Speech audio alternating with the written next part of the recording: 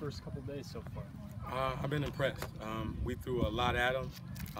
What we're doing is probably total opposite of what they've done in the past, so they really had to buy in and do a lot of work on their own to learn it, and with the level that they've been able to practice at, I've been impressed. And, you know, we got to stay on them because you always want to strive for perfection, but for the first 2 days, I've been very happy with what I've seen. What are some of the differences that they're going through? Just scheme-wise, we're going to probably be a little bit more single high instead of two high team, and we're probably going to do a little bit more movement-wise and blitz-wise than what they've done in the past.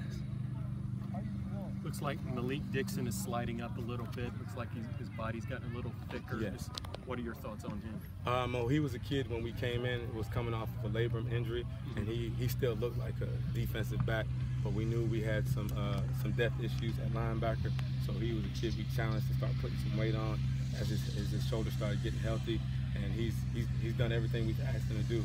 Obviously, he's a very athletic kid that we want to find a role for where we can get him on the field.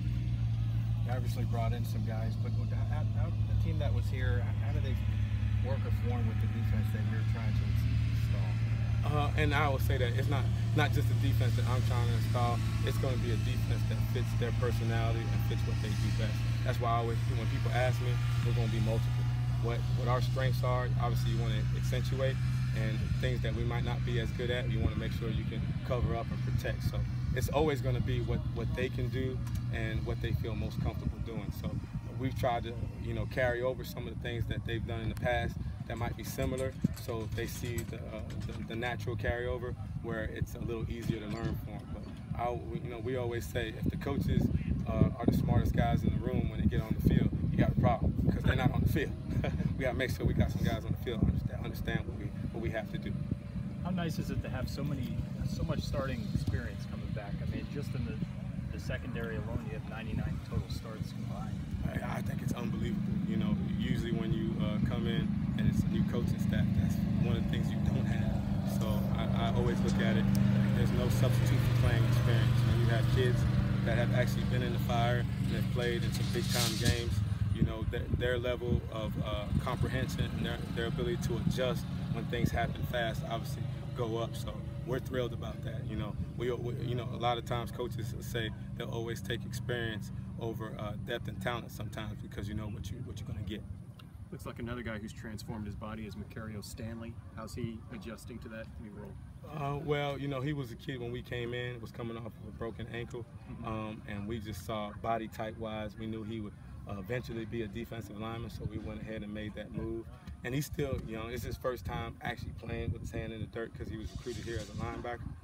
But we think, from the first 2 days, he's going to have a chance. We're going to be patient with him. He's got a long, career ahead of him. So we think, as long as he keeps developing body type-wise and ability-wise, he should be able to help us. What have you seen from Dietrich Nichols? He's made all-conference team the past 2 years for USF, but in the first 2 days, what have you liked about him? Like I said, he's a savvy vet.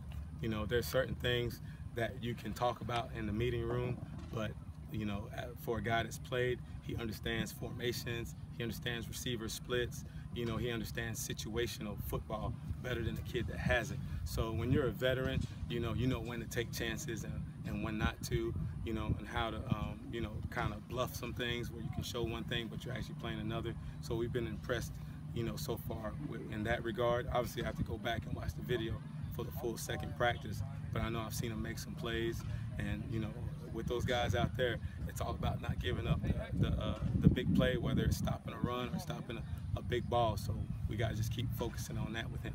What's the biggest emphasis that you're trying to stress with this defense so far early in the process? What are you trying to get to them?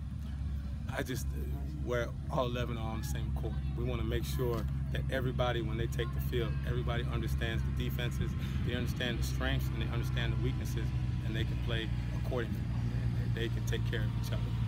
We always want to be aggressive. That's not going to change. We want to be aggressive, but in the grand scheme of things, if that's not who we are, we're going to play solid, fundamental defense and try to get off the field on third down, limit the offensive possessions.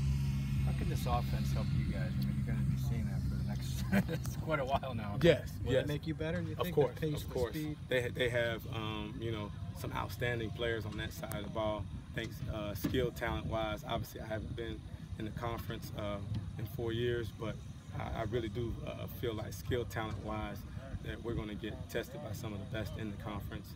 And then obviously quarterback-wise, you're not going to find a more elusive guy that you're going to have a chance to practice against. And then obviously with the tempo also, you know, we stress going fast, and obviously for the defense, it makes them pick up their tempo also, because they have to be able to get lined up and make their adjustments, you know, very, very quickly. So it's going to help us for when we play up-tempo teams. There shouldn't be offense that would go faster than ours, so we should be able to, you know, get aligned, and it shouldn't, you know, it really shouldn't fluster us like it does some other defenses that don't necessarily see it on a week-to-week basis.